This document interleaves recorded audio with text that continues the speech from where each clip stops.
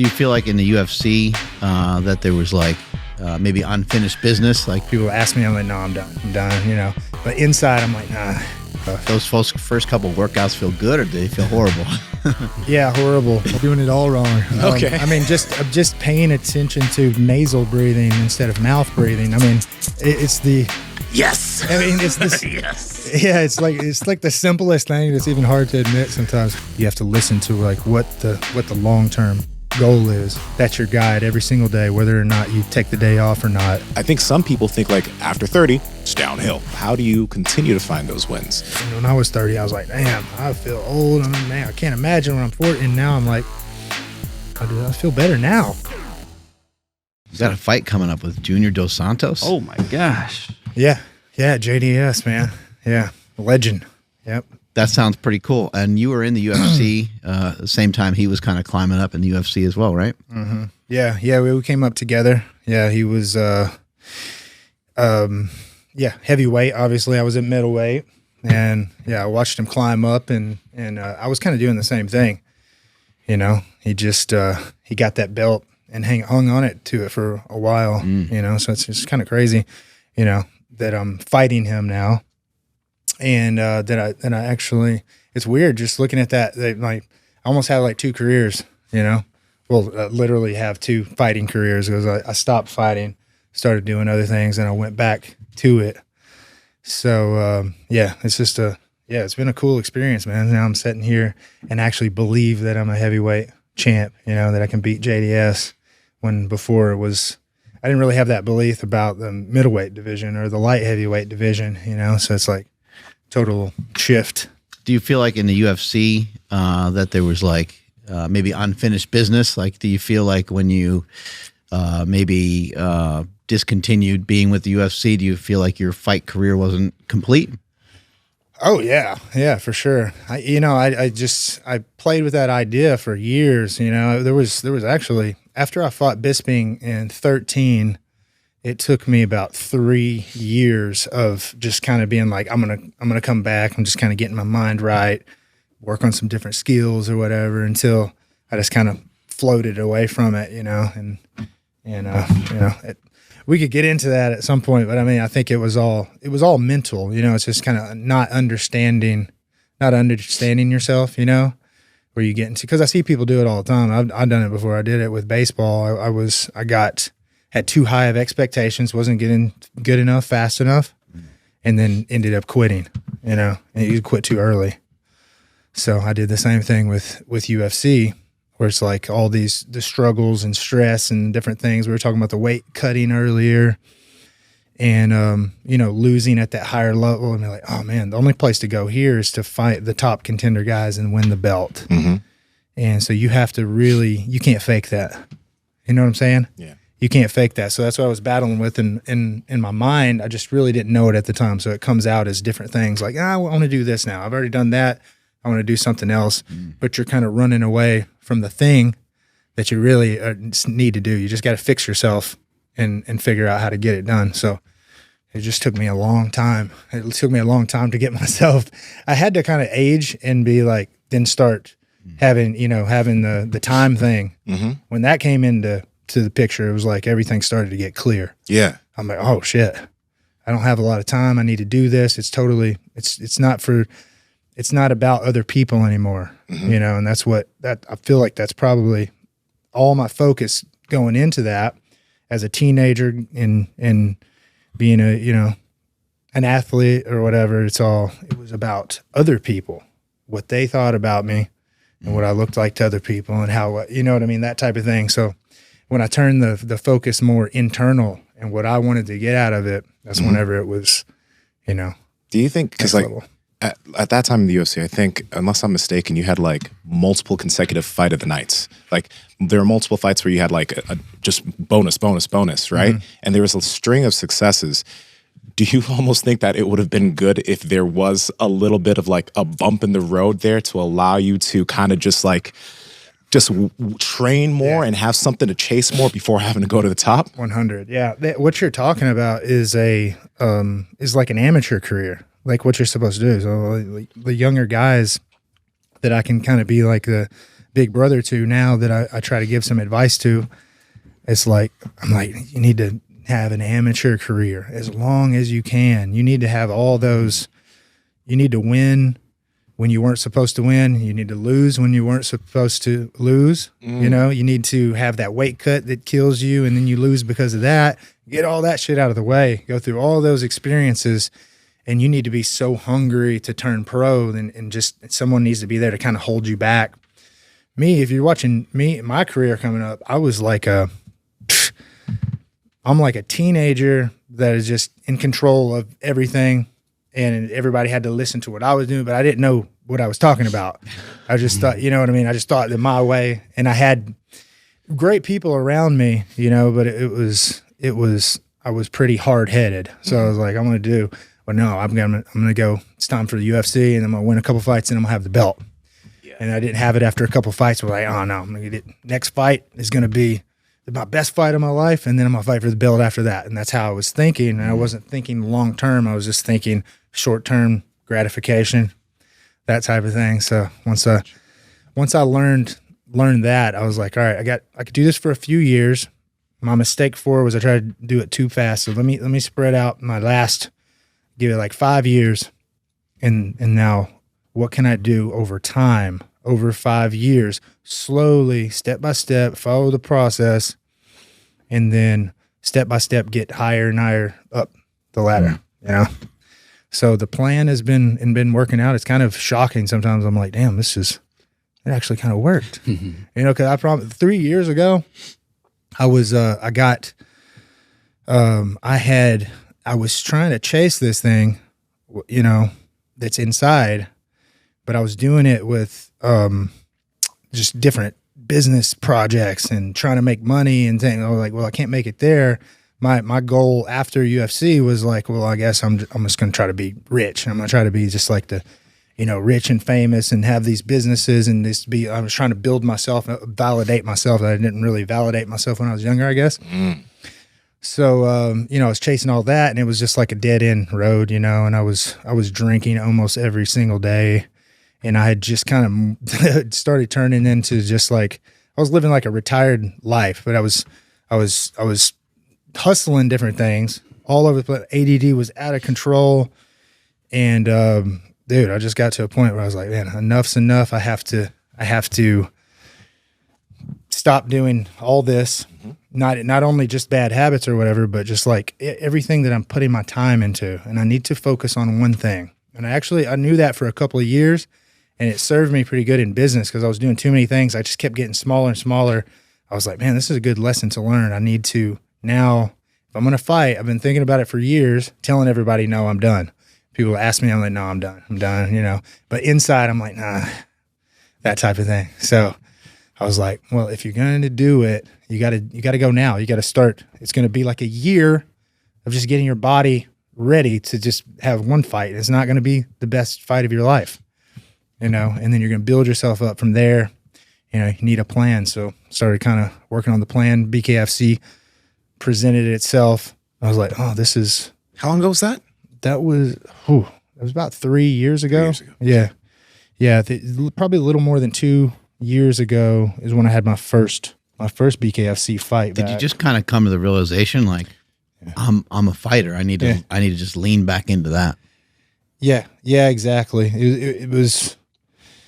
I don't know why we do that, but I think a lot of people do that. You know, things that you're good at, things that you end up being maybe a little bit better than other people at when you first start, and you build on it and you do well with it, and then for some reason, maybe it doesn't go your way, type thing, and you find yourself trying to fill in those gaps and fill everything else in with other stuff. But ultimately, you must have woke up one day and just decided, hey, you know, I need to get back. What was that? Was there like a day? Was there like cut to a Rocky scene and you're like in the gym training with Mickey and he's holding your feet and you're doing sit-ups? Yeah. Well, you know what it was, man? It was several years. This is almost embarrassing to say this, but there were several years where I just lost my discipline and I just kept trying to do what I did before, where I was like, tomorrow morning I'm going to wake up and I would just get gung-ho and start, and then it would just, and I'm like, man, I'm one of those people that can't fucking do it now.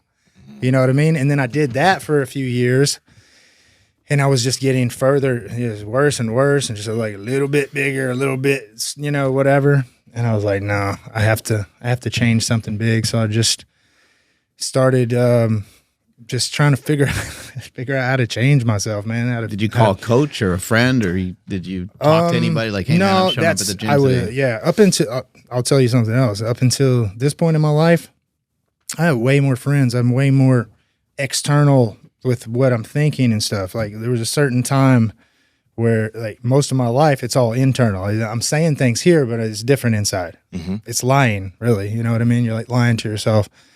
And it was like, kind of like a awakening type of thing, so just had to wake up to it and get started. I had some people who became really close friends around that time. You guys know Movement Doc, Robbie Ellis. Yep. My other friend, Chase Taylor. Those guys were really, there's certain times in your life you need these guys that are you have these conversations with. It's like therapy, so we just kind of worked through it and, figured out a way to get that fire going again, because it's always inside of you, but if you don't know what's going on, it's just like a bunch of emotions and stuff. Those first couple workouts feel good, or do they feel horrible? Yeah, horrible. Yeah, pretty horrible. The first thing I did was I'm going to run every day, even if it's just a little bit.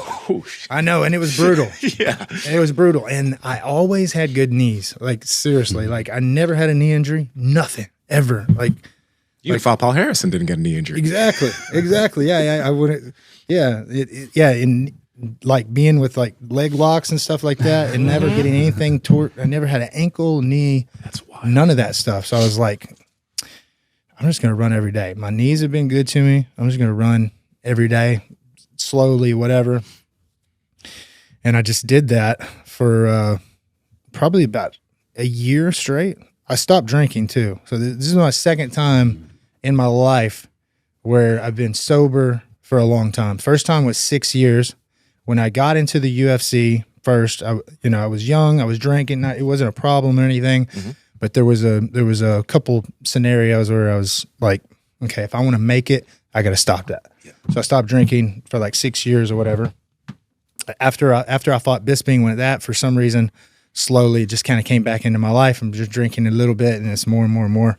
Mm-hmm. So that was another thing I did. It's March, February 2021, something like that. Yeah, somewhere around there. So I haven't drank for like 2 or 3 years. Man, that's awesome. Yeah. Congrats. Yeah, so I stopped drinking. That's the main thing. I started drinking, started running every day. And then just the journey begins. When you went through like the kind of getting back into things, did you gain like a new perspective? I'm just thinking you're a fighter, you're always in great shape, and then you see people that are out of shape, and it's like, hey, how do I get in shape? And you're like, you just work your ass off. Like, what do you mean? How do you get in shape? So going through that, did you gain kind of like a new perspective on how people can get healthier and stuff? Yeah. I mean, I think I knew already. Mm-hmm. Like I'm probably more advanced at that point than most people, but everybody knows what to do. Mm-hmm. Like you may not know a lot, but whatever level you're at, you kind of know what to do. It's just a matter of making yourself do it. Mm-hmm. Right. Yeah. So, it's all just, this video that we have, head, bro.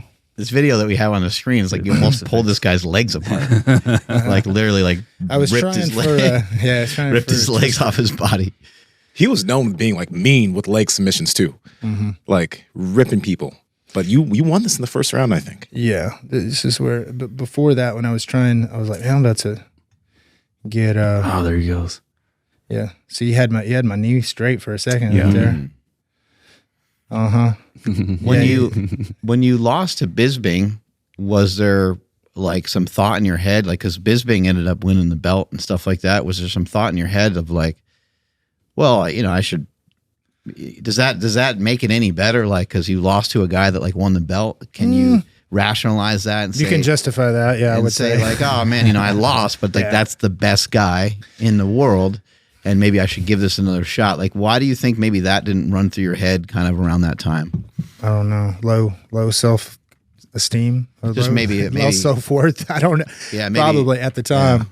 Yeah, it just didn't equate to me like that for, at that time, I was kind of like, if I can't be the best, then I just got to do something else, Kind of all or nothing. Yeah.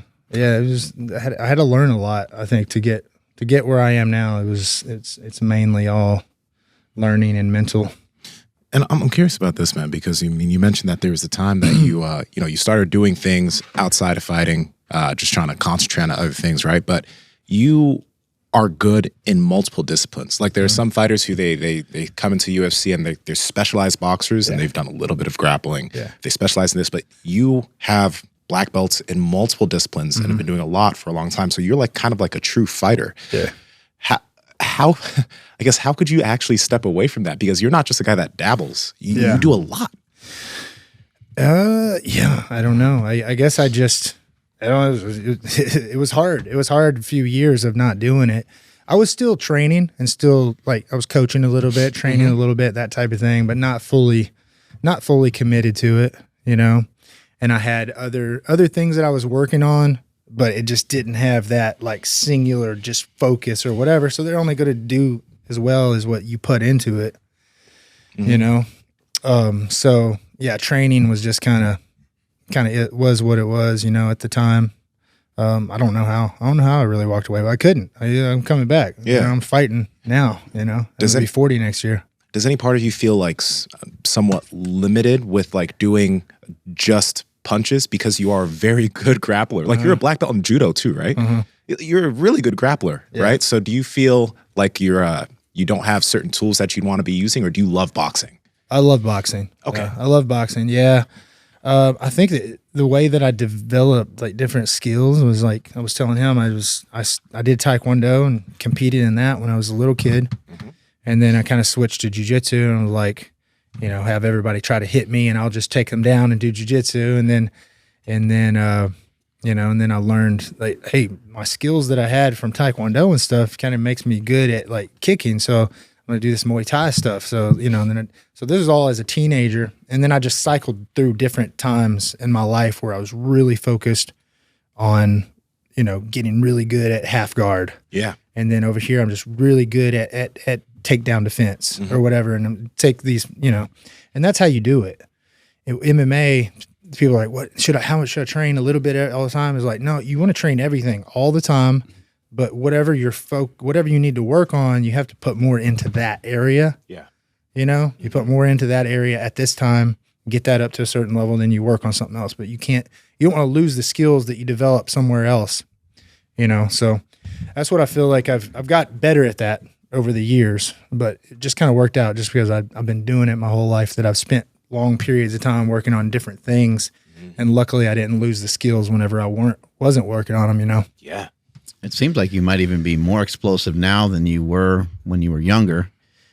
Is that maybe something in your training, or is that something you're focused on? Or that's I would say a combination of I've always been pretty explosive. Just it kind of burned out quickly in the fights because I was cutting so much weight when I was a lighter fighter. So combination of eating what I need to eat to make myself explosive.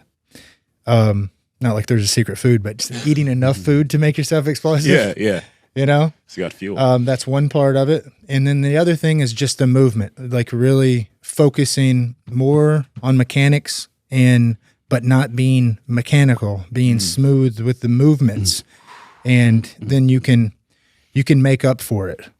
You can be smooth, and it really, really is effective in punching and kicking and these types of things. Whenever you move smoothly, all the rigid movements and stuff, they cost so much energy to your body, but also they throw your punch or your kick off or whatever. You have a certain target that you're trying to hit. You want to send all your energy into that, So I can't, we were talking earlier about trying to jump higher and things like that. Like I would really like to be able to dunk a basketball with two hands. Improving your sleep quality is as easy as shutting your mouth. And what I mean by that is putting some tape on, breathing through your nose, will increase your sleep quality. It's no longer just something that only the bros do. It's now been researched, and people understand that if you can breathe through your nose while you're asleep, you'll have better sleep quality and you will wake up more rested.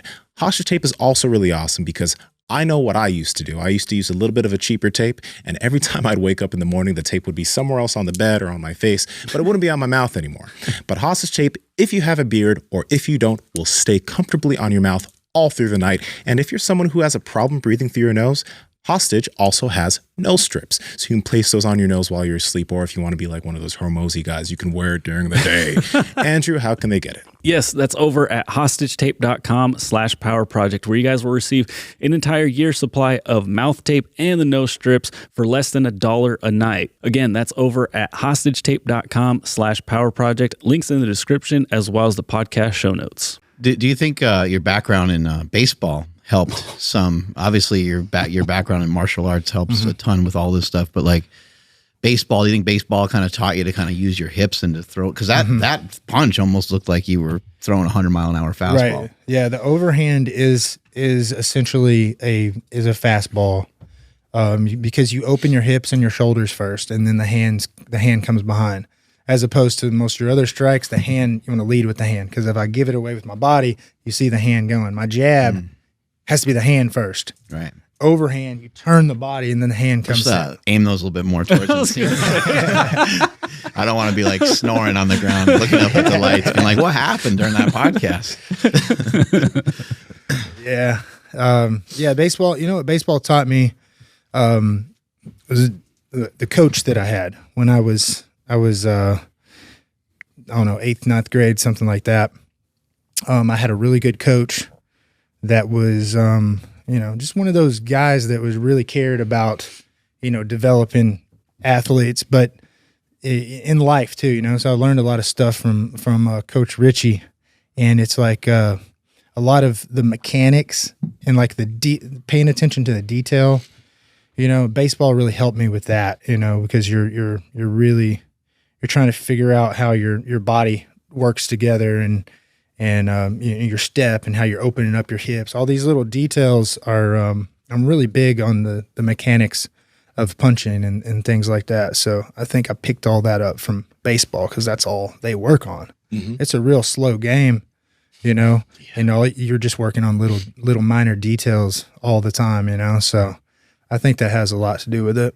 Yeah, maybe when you throw a punch, maybe you're thinking about things that maybe other people aren't thinking about. Maybe because if you're thinking about throwing your right hand, somebody might think of like the right side of their body, but what about what's the left side of the body doing? Exactly. How are you moving your hips? How are you moving your back? How are you moving your legs? Yeah. All those things. Yeah, and it's really people underestimate that. Exactly what you're saying. The intricate details, they underestimate that, and you can take it so much further. Because I had to not only rebuild myself back up, but I'm like, I can't think that I'm just gonna get myself back in shape. I have to get better, and that's been my goal the whole time. So I was trying to defy, learning as an older age athlete or whatever, So like I really have made improvements. I'm still making improvements. Sometimes I'm like, man, I got better today. It's kind of shocking. So, I think learning how to get better is a big part of it. And the mechanics, that all happens in your training, and not necessarily thinking about it in the fight, but it's the amount of drilling that you do, the amount of repetitions, the drill, and you make it a subconscious thing, because when you're fighting, you want to be in the zone. And when you're in the zone, you're aware of mechanics. You know what I mean? You can be aware of mechanics, but it's more of a feeling that, there's not words that describe it. And that's the only way to be. People can win fights and whatnot, but to consistently win. And I studied this because I was like, you look back at my career, you'll see 2 or 3 wins, 1 loss. Mm-hmm. Okay. If I'm being really, really honest, it's more like 2 and 1, but especially in a UFC at the higher level. And I was like, man, why can't I win 3 in a row? At the end of my career, I finally won 3 in the UFC in a row. I think 3 or 4. I might have won 4 in a row.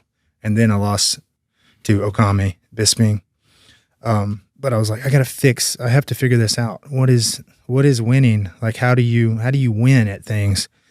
And so I just started learning more about how to make sure, the mental side of it, and how to make the decision to win, and like do everything according to what you're trying to do. That's your guide, is what you're trying to be, who you're trying to turn into. Mm-hmm. That's your guide every single day, whether or not you take the day off or not.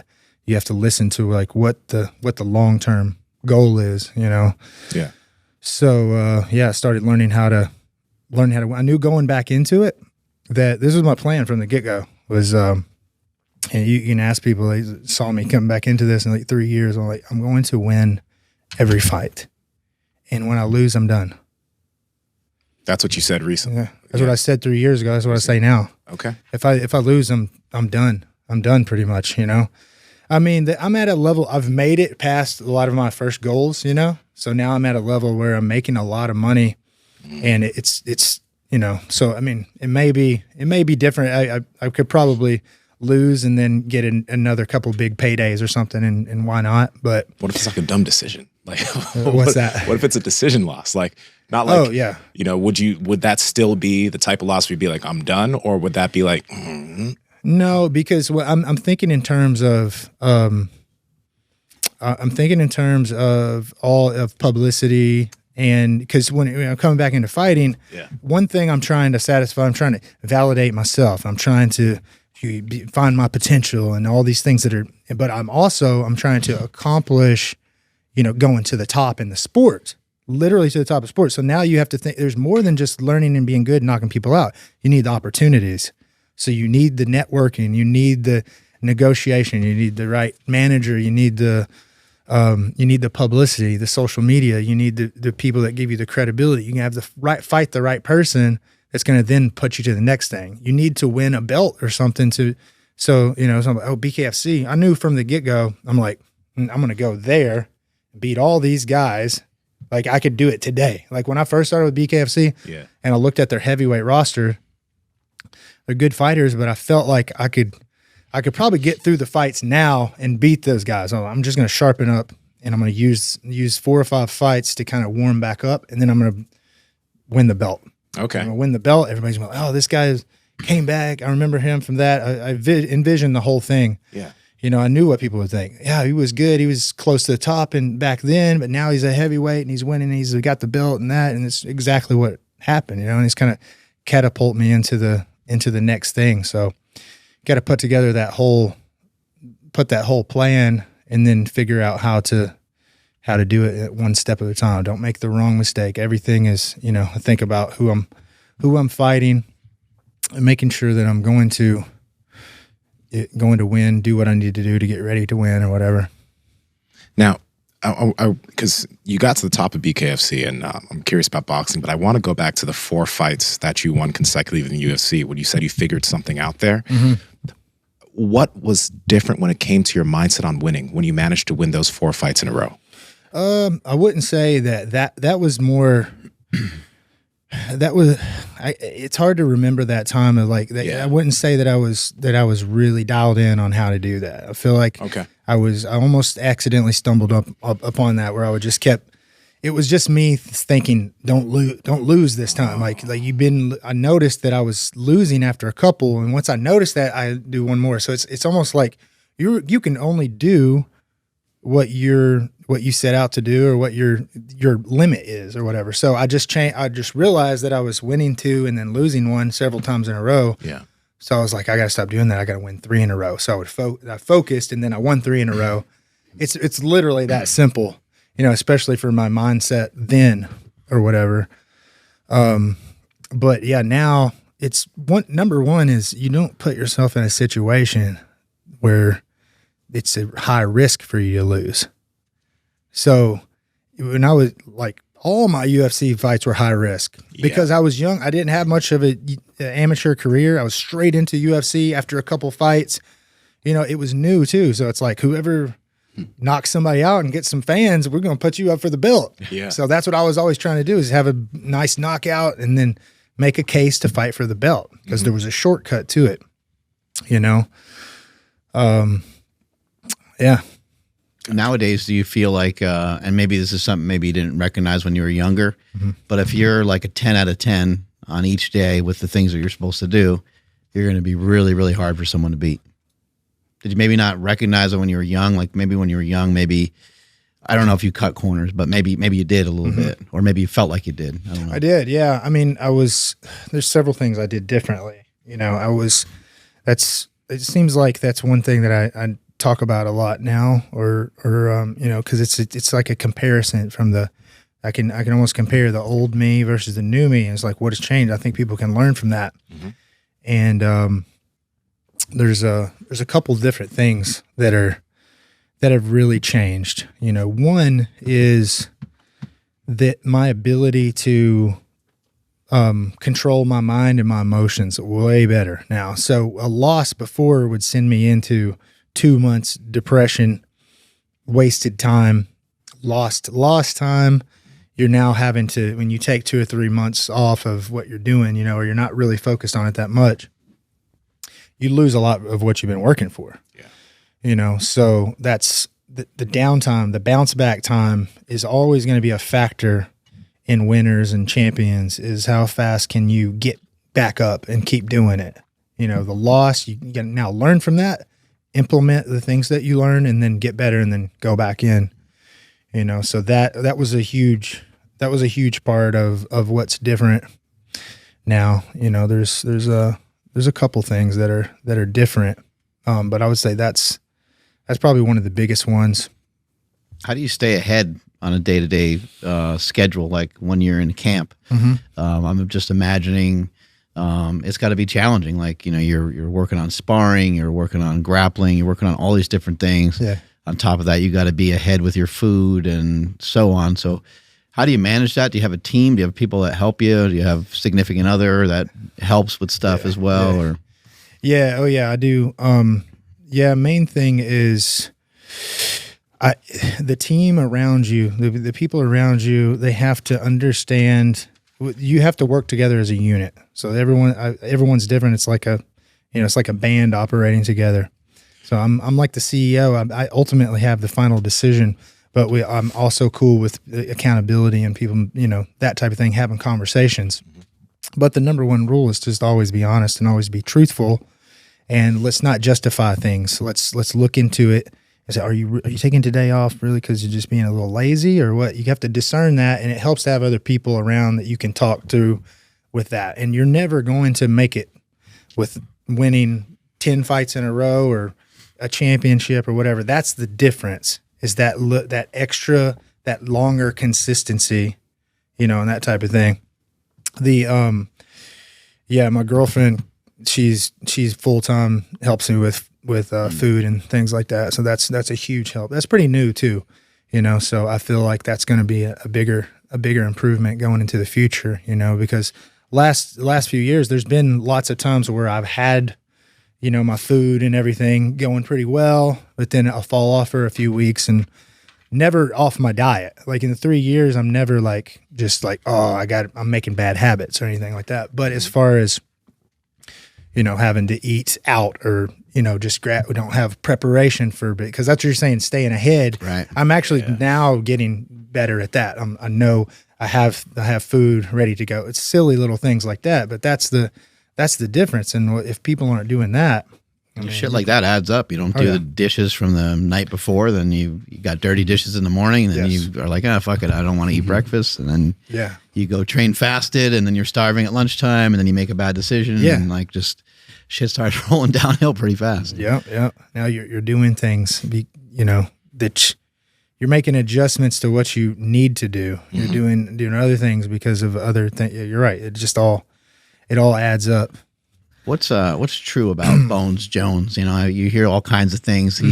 He's mentioned on interviews before. I think he said he learned like how to fight on YouTube, and some people are like, man, that sounds absolutely crazy. Yeah, I've heard other people say that like for one particular fight, he just kept working on this move over and over again, and then he landed the move in the fight and stuff like that. You kind of hear these mythological things like. What have you seen from Bones Jones? What are some things you learned from him? Yeah. Well, the second thing that you said is kind of like that's like a champion secret. It's like you work on the move over and over and over, and you do it in the fight. That's a science. As you look at the Paul Yaris fight that we were watching a minute ago, that fight was all because, and there's a lot of hardcore fans out there that if they recognize me, it's that fight. They want to talk about that fight. For some reason, that was very impactful. And I think a lot of it was because of the skill battle and what I had to do to get ready for the fight. It was just practicing the same moves all over and over. It's going to show up in the fight. Now, John Jones, when you say that he learned from YouTube, that's because he can watch what you're doing and then just do it. He kind of has that gift, but he also drills things. He reps things out over and over and over and over. So John, he's an interesting character for sure. He's definitely, I've learned a lot with the mindset of a champion. You be around a lot of fighters, but you got to look at someone that is higher up than you, that's done something that you can't do. That's the only way you're going to learn where to go. So, I've studied these guys, and getting to spend time with John, I've realized that he does whatever it's going to take to win the fight. And it starts way before the fight. Way before the fight. His mind starts getting into it. The whole camp, the whole entire experience, everything is boom, boom, boom, right to where it needs to be by the fight. And as it gets closer and closer, he makes sure he knows where he needs to be 2 or 3 weeks out. And he always gets himself there 2 or 3 weeks out. You can't be a champion like that for so long and then wait till a week of the fight and then I'm not quite there. Maybe I can, it's not like that. It's a guaranteed win for him every time because he gets himself exactly where he needs to be 2 or 3 weeks out. And he decides that he's going to win, and it's just a guaranteed win every time. Yeah, the way he talked to Daniel Cormier, I just found to be like amazing. Like this guy must have so much confidence in himself. And everything he said turned out to be the way that it ended up being in the fight. Yeah. He even told DC, he's like, when we get together in the ring, I'm going to actually steal your powers and use them against you. And he kind of did. I was like, this is ridiculous. Like, who is this person? Yeah. Like an alien. Yeah. Superhero. Yeah. John's wild, man. I'm pretty sure he definitely talked about this. I'm thinking I don't want to give away any of his secrets.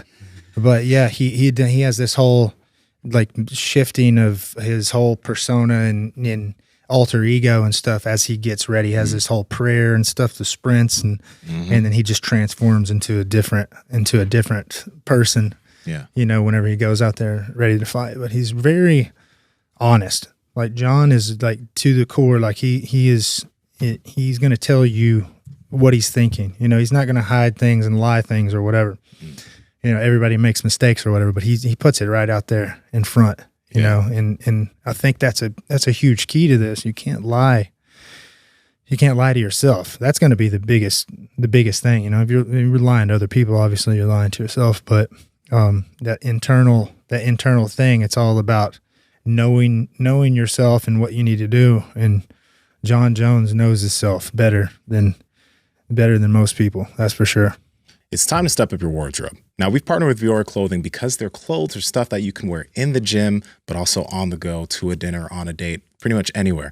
This is their Stratotech tank, and this is their rain shirt jacket. You guys have probably seen me wear these types of combos on this podcast for a long time now, and the stuff is super comfortable. It fits super well, and the winter months is coming, so you need to get yourself some nice long sleeve wear from their website. They also have a lot of other stuff like their Stratotech tee, their core shorts, which they have a ton of different colors, and they're pretty damn amazing. Their Ponto line, their Ponto Performance line with their Dream Knit fabric is super soft, like a baby's bottom, as weird as that sounds. They have a lot of amazing stuff on their website. Their Boulevard shirt jackets, Aspen shirt jackets, their sweaters. Let me show you something real quick. This is their Echo insulated jacket, and it is so warm. And since the winter months are coming, I'm going to be rocking this so much more. Guys, there's endless stuff for you on their website that just looks so good and performs so well. How can they get it? You guys can get it over at vuori.com/power project. That's VUORI.com/power project, and you guys receive 20% automatically when you go to that. Links down in the description as well as the podcast show notes. I want to know about this because you mentioned hardcore fans will understand the technique that you had to have when the Paul Harris fight, right? And then you also mentioned how like John, he uses his opponent's gifts against them. So he must like watch his opponents and understand how to counter things, right? There's some people that say, you know, I don't really watch what my opponents do. Right. Like I just focus on what I'm going to do. And that's their strategy.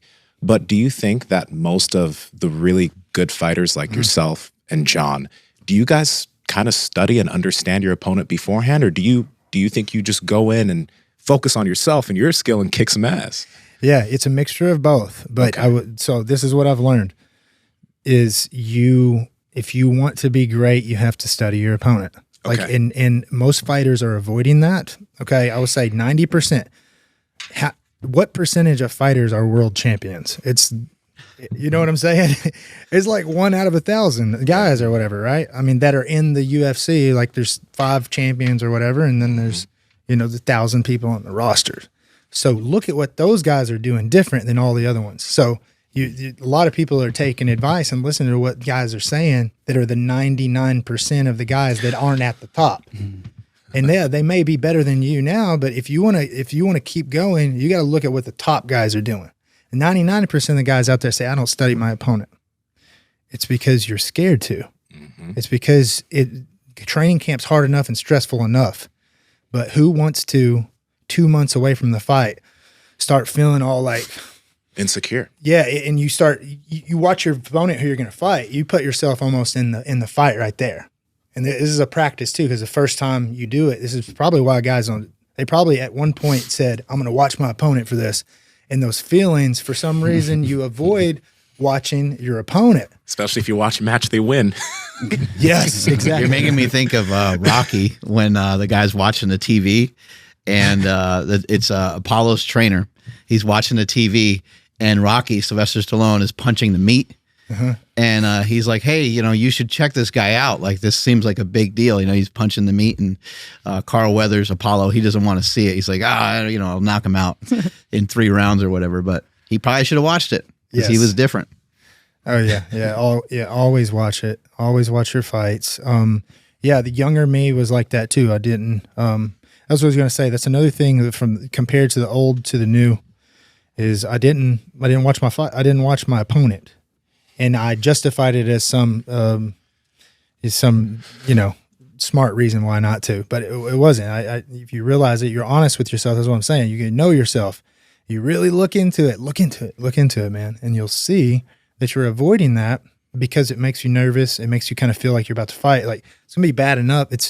There's nerves. You gotta work your way through the fight night. You know what I mean? Why you want to do that every day leading into the fight? But I'm telling you, that's the thing. Put yourself there every day.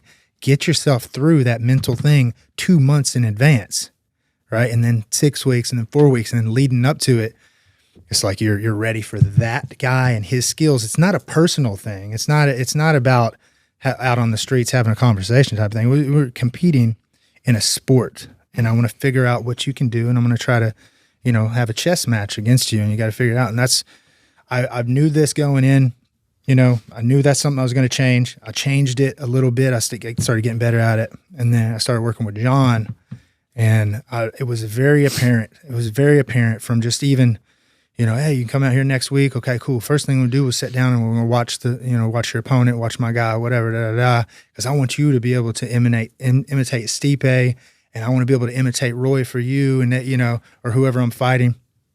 And John will literally, he has an easier day, always productive. So he supplement it with, hey, everybody come over. We're going to watch it in the garage. And he watches the stuff. He gets the controller himself, back and forth, boom, pause, boom. All right, let's talk about that. Everybody's got notebooks and stuff. I mean, it's, yeah, I hope I'm not giving away John's secret. It is a secret. And if you're an athlete, or if you can apply it any way in anything that you're doing, the preparation is just, you can't do anything else that will do that for you, because you don't need every skill to fight every person. You see what I'm saying? Mm-hmm. And that's what happens. If you're not training for your opponent, you're training on yourself. What are you going to work on? You're working on all your skills to go for that person. There's a skill that you can be more productive. Let's just work on footwork for this fight. There's no way the guy will beat you if you just do footwork for this fight, because he has no feet. You'll control the whole fight. something like that. But you'll not know that until you really learn what they're good at and what they're not good at. Yeah, you see it in other professional sports, football, basketball, baseball. I mean, they're going to study everything that you do. They're going to study every pitch that you throw. In football, they're going to study. There's more money more money on the line. Right. When there's money on the line, you do everything that it takes. Right. You see what I'm saying? Or whatever that thing is that you want it so bad, and money seems to be that thing a lot of times, like, oh, this is $1 million fight. Yeah. It's like, we're not screwing around on this one. We're going to do anything that can give us an edge. And that's why they do it in those sports. There's so much invested in the athletes and the coaches and the whole thing. It's like, you guys better be watching some film too. You guys better have some scientific equipment, break down all the shit, like whatever you can do. In pro football, you'll see sometimes like a quarterback will come in for a few weeks and he'll do really well. It's like the backup, but they really don't have much tape on the guy. Yeah. So 1, 2, maybe 3 weeks goes by and the guy does pretty well, wins a couple games, and then he just gets his ass kicked because they start to figure out his tendencies. And now they got game film on him and it's over. So it could be that important. Yeah. Having some tape on somebody, seeing that somebody always moves their left foot a particular way when they circle a certain way or they throw a certain punch. That's what the champions are doing. That's what the champions are doing. It's easy picking. They're sitting back like, these guys ain't even studying they're not even studying their opponent. I know it, and that's what big part about what the champions in MMA and boxing are doing is they're understanding what they're up against before they go in there. Did you watch that last Israel Adesanya fight? Mm-hmm. Do you think that's kind of what happened there? Because like people that were watching it were just so surprised because like Israel, I love Israel. I'm Nigerian, so like there's that, and then I'm like, he's just he has such a range, but the way that he just got walked down in that fight, it was weird. And do you think that was because of like his tendencies were understood? Yeah, short answer, yes, 100. Because with that, it seems I've had the exact same thought. It's something to do with that. Is underestimating your opponent is what you're saying basically. And so since he underestimated, he didn't think he had to really prepare for the Sean Strickland. Because if you just look at him, and I underestimated him before the fight too. I think a lot of people did. Mm-hmm. And so they're like, he don't have real good, not a whole lot real good about himself. He's just tough and he just comes forward. So it's like, I already got it figured out. Like I just need to sharpen myself up. I can beat this guy and that's the mistake that you make. You have to try to find something good in your opponent. A lot of people they'll just look for, but he sucks at this and that or whatever. Yeah, I got this one or whatever. And that's the tendency that we want to have because it builds confidence in it. But you want to be above that to where you can find the good in your opponent. What is scary about him? I'll build every single one of my opponents up. I'll find their strengths. And I'm like, that's scary. That guy could put me to sleep. That could you know what I mean? And I build, because I have a tendency, everyone's different. I have a little bit of a tendency. I could drift off a bit and start to underestimate my opponent or justify things or whatever. But I have that practice of being realistic about what they can do and maybe even go a little further, maybe induce a little bit extra fear in myself because that's where I'm going to get my best training out of. If I'm thinking I'm in, deep on this one right here, I'm going to train the best for that. So why make that for every opponent? That's honestly such like a mental strength because like the fact that you said that I'm trying to find the good things in my opponent, like automatically when you're going to like fight or grapple someone, you're like, I'm better than them at this. Exactly like you said, you want to build yourself up so you have this level of confidence. But if now you're sitting down and looking at all the things they're good at and you're stoic enough to not let it affect you to make you think that your opponent is better than you, there's so much shit that has to be just good in your mind for you to do that. That's a big deal. Yeah, man, 100%. Yeah, I mean that's the idea is the stoicism. And what that is really knowing yourself. And being able to discern your automatic emotions and thoughts and I don't think that a lot of fighters can articulate that type of thing and what's actually going on. You look at someone like John Jones, but study John Jones. It's the same thing. It's this intense, realistic view. Realistic. You can't win in real life with a fantasy plan. It's got to be very, very realistic. Have you been in fights before where you almost like maybe for just a second you kind of forget the game plan, like you get in the mix of maybe what you're doing, and you're like, "Fuck, I'm not supposed to do that with this guy." Does that ever happen where the training kind of just takes over, and you're like, "I forgot I'm not supposed to trade with this guy, or I'm not supposed to wrestle as much with this guy"? Yeah. I mean, yeah, of course, yeah, man. And all this that I'm talking about how well I've prepared myself and got so much better, and it just in my last fight with Roy Nelson, I made some mistakes because a lot of it was my first fight, my first MMA fight back. So I've been boxing, doing all this, and so now I've got to pick up jiu-jitsu and wrestling and be ready to do highest level at MMA. And I underestimated a little bit of how much more I really needed to do, and so I prepared. I was like, all right, I can stop him. My footwork's going to keep him from getting on the fence. When he gets against my defense is against the fence, I got that. So that was mistake number one right there. I was thinking, no, I got that. No, if it could happen. You'll see. You go back and look at Roy's fights, you'll see this position in a lot of his fights. I just didn't take it seriously enough, right? Because I was like, okay, I can beat that. But you can see I'm struggling. I'm stopping what he's doing. I'm slowing it down, but his position and everything was just so good. This was a lot, this is how he slowed the fight down. Right about those legs, though, shit. Yeah. It's got to wear you down, too, a little bit. Him just leaning on you. Yeah. In preparing, if you box for 3 years, you've created a different energy system, too. So getting back into grappling is I'm still kind of building back that energy system for the grappling. When it comes to bare knuckle, what are some of the biggest differences? Because a lot of fans probably still aren't super aware of bare knuckle. What's the biggest difference between? You see, dude, just watch here in this fight right here as that little exchange there. It's a matter of I'm being more careful. You see where my hands are. See how I'm like, okay, get there and get out of there. And my hands are up. See how Roy's hands are kind of wide. He has a lot more openings. Right. That's, kind of an obvious thing, but don't underestimate the power of just being careful and being very tedious on what you're doing. You don't want to get touched with the knuckles. It could be a cut, could be over right away. Yeah. So picking your shots, you can't, you're not going to be able to rattle off combinations and stuff until you really get the range and the focus. You get into the fight. In the beginning of the fight, that's how I'm knocked a lot of people out in boxing, bare knuckle, is by just being careful and probing. I'll jab the stomach and just see what you got. And sometimes I'll just accidentally counter them and hit them. But my main focus is just me not getting hit.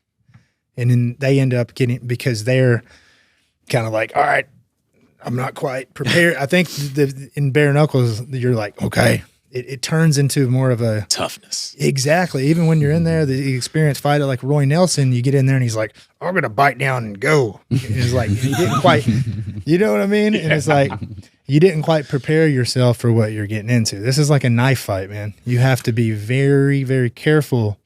So picking your shots and you have to have better accuracy with your shots so you don't hurt your hands. How do those hands feel, by the way, versus like when you have mitts on, like the aftermath? It doesn't hurt unless you miss. So when if you hit soft parts of the body, then your hands are going to be fine. And so when you hit the skull and elbows and things like that, it could take you out of the fight too. So my guard's a little different. I have a lot of things that I do where I try to get them to hit my elbows, type of things as I'm blocked, and I'm like, the elbow's always right there. That would suck. Wow. Yeah. Punch an elbow. So, yeah, because if you can break someone's hand, you just take away one of their biggest weapons, So is it tough to be? I guess maybe a little bit of a silly question, but is it hard to be accurate because you don't have a glove is like way different to hit with? Do you punch any differently? Slower or more for accuracy or harder? Is there any difference? Well, I would say not harder. Yeah. So probably you want to hit as hard as you can, but be accurate. You don't want to miss. So think about that. So yeah, you want to hit them hard as you can always, but I can be a little bit more, I can let them go a little bit more if I have the MMA glove on. Just like the boxing glove, I can let them go a little bit. Well, I broke my hand in the middle of this whole thing. I broke this one right here. In this fight?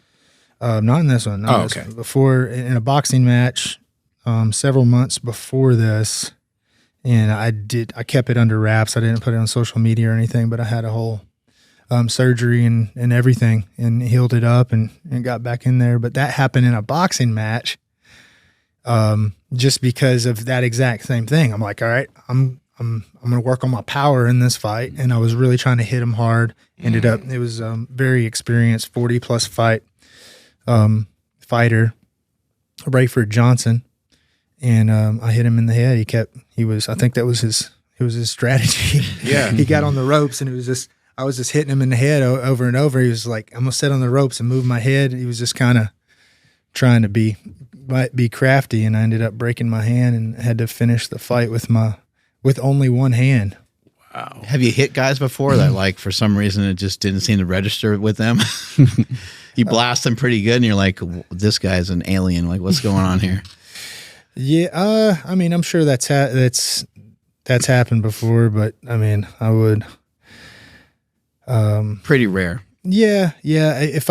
I think you feel the difference in when you connect. When I connect, not that I'm a better puncher than everyone else, but like I feel like when I connect with what I'm doing, I have a higher standard for what it is. So if I didn't really hurt them, it's probably because I missed. I see. Right? It was the right kind of the wrong angle or whatever.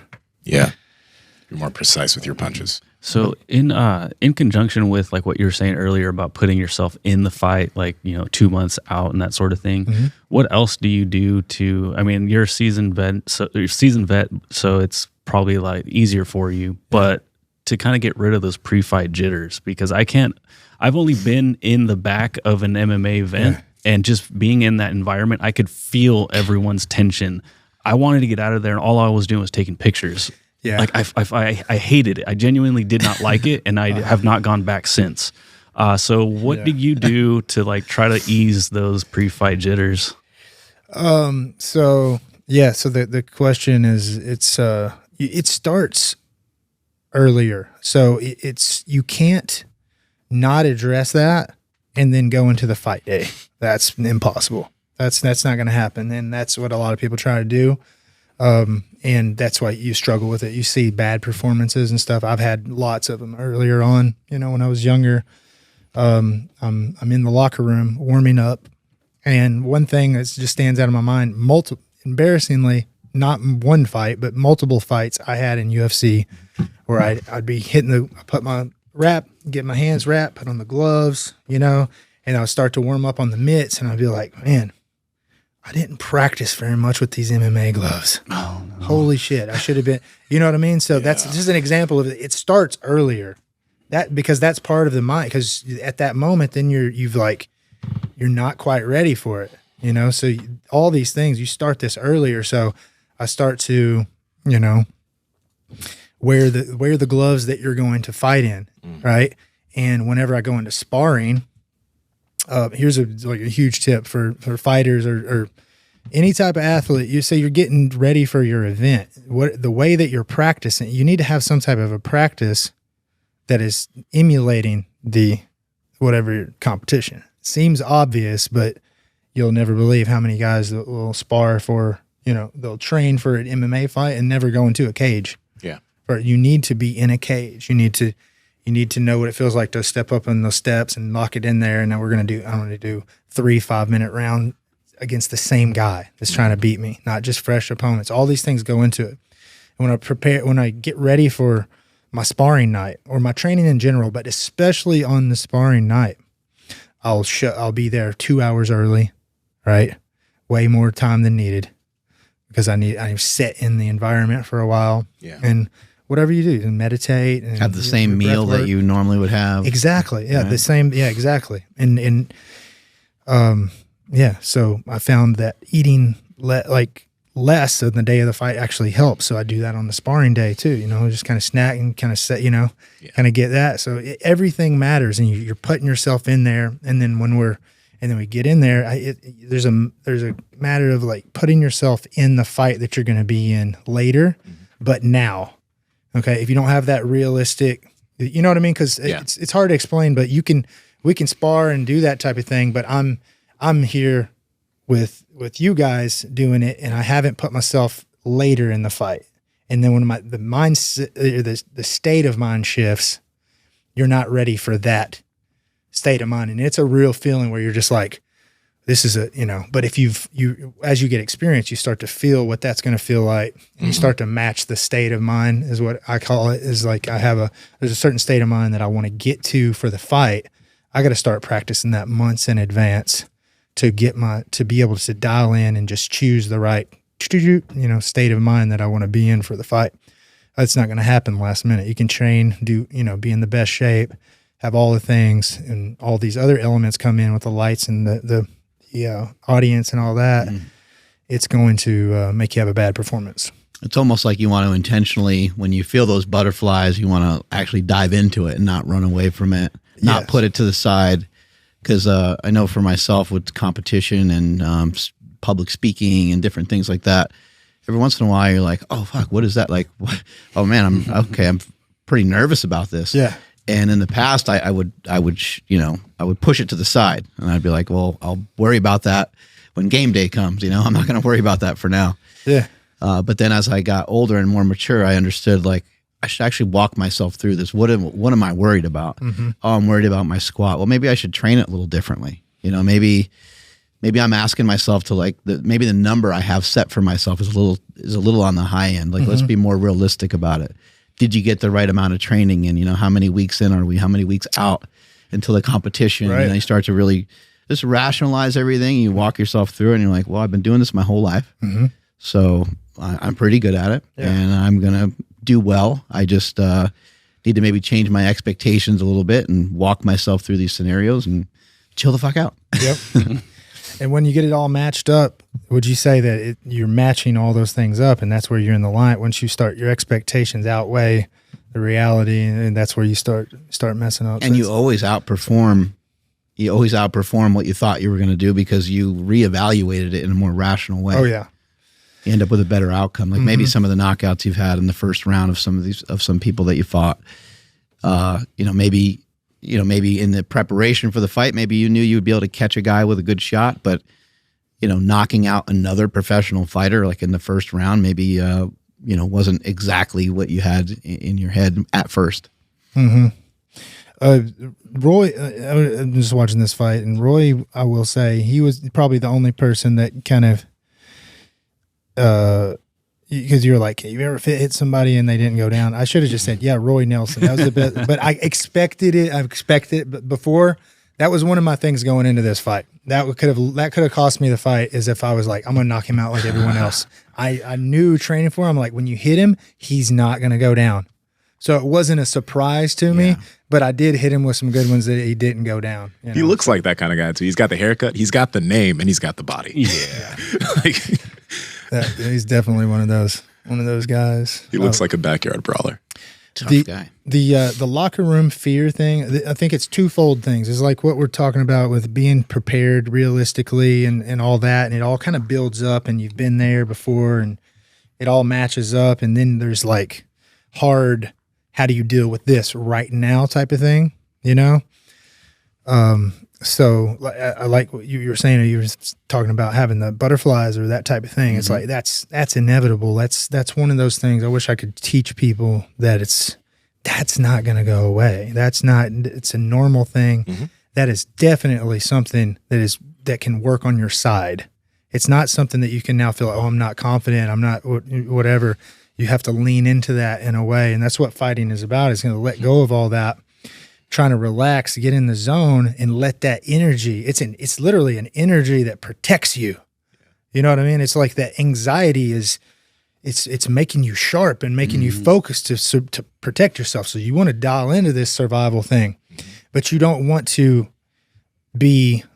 You don't want it to control you. It's like a fire, and it can get out of hand. And once it controls you, you don't have any control over it anymore. You're like, shit, I'll lose that fight. Damn, what did I do wrong? And it just went so fast. You have to have control control of this and just kind of let it out a little bit at a time type of thing, you know? So fear is definitely, that's something I changed my mind on before. I tried when I was young. That's a common mistake, is the guys hide it inside. Hey, what are you nervous? You know, it's every fight. Why are you guys asking me if I'm nervous? I fucking tell you I'm not.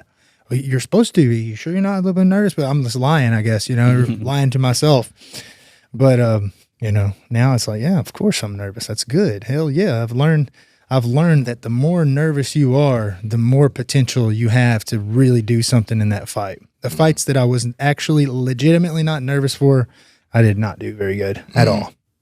I fought I'll tell this story about this guy, Jason Day, and he was a really good fighter. So not to take anything away from him, but it was someone that I thought that I should have beat him. And, I couldn't get myself ready for it. I was like, I'm gonna beat this guy easy. And there was 80,000 people in Montreal. And just for whatever reason, I just couldn't get myself excited for it. I had kind of a bad cut, and I was kind of back there watching the fights beforehand. And I'm just kind of like zoning out to the fights. I couldn't get myself ready. And then I went in there, and dude, he came out on a mission. He's like, I'm a local guy. I'm fighting somebody that's already in the UFC. I'm going to make my name. And he was focused on beating me. And I thought that I already had him beat going into it. You know what I mean? So I didn't have the proper amount of fear, you know? So are you nervous? Yeah. The proper amount. I have about the proper amount of fear. You know, are you afraid that this might happen or whatever? Yeah, I have, I believe it's the proper amount of fear needed for this. The really cool thing I think about what you're saying right now is like understanding that nervousness, those butterflies are going to be there. You shift your perspective on it because it's always going to be there. But at the same time, you're someone who does so many things to prepare for a person, right? And you still feel that, like, you're watching tape, you understand their tendencies. You're setting up your fight camp, and your coaches are setting things up so that you're doing all the things that are going to be their weaknesses, right? And then you get in there, you are ready, but you still feel it. But that's a good thing. Yeah. Right? Yeah. There's a lot. Yeah. At that point, it's you should be afraid of losing, or in a way, or not performing. So like all these things, that whatever's triggering the thing, it doesn't really matter that much. It's just that it's there, and it can be a good thing to, you know. I like the fear, I feel like, is a big thing for people, because they don't really want to speak honestly about it. You know? Yeah, it's going to be there no matter what you do. What are some of the things you do in training with Movement Doc? What are some things you do with Robbie? Because he came here, he showed us some cool stuff, some really cool just movement pattern stuff. What are you guys working on sometimes? Oh yeah, man. All kinds of things, man. Yeah, it's really been life-changing for the idea of just listening to your body and just kind of adapting. You know, the adaptation, I would say, is probably the biggest overall concept. It's not like something that we're doing right now, but just that we kind of developed together, and I've learned from Robbie is always just adapting and making them, you know, every day is, let's figure out if today is just going to be like a physical therapy day. Because I might feel different than I don't do the same exact same thing every week. It's all based on what I did yesterday and what's going on, you know. And also, I mean, I'm a dad. I got things. Sometimes I take off night training to go to my son's basketball practice or game or something, you know. So that learning that from him has been amazing.